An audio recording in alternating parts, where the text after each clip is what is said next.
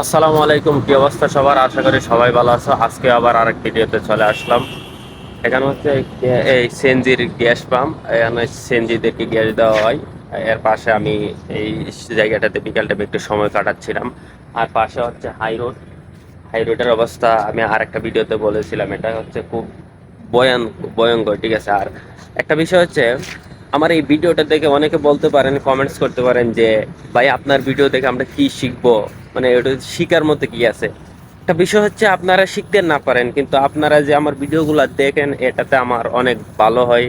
কারণ হচ্ছে আমি মূলত এই মানুষের সামনে পাবলিক প্লেসে কিভাবে ভিডিও করতে হয় এটার একটা সাহসিকতা জন্মাচ্ছি ভিতরে, এটাই আর কি। আর ঘোরাঘুরি হলো, কারণ হচ্ছে অনেক সময় মানে মানুষের মনগুলা অনেক রকম ভাবে খারাপ থাকে, ঠিক আছে। সেক্ষেত্রে আপনি কারো কাছে শেয়ার করবেন কি?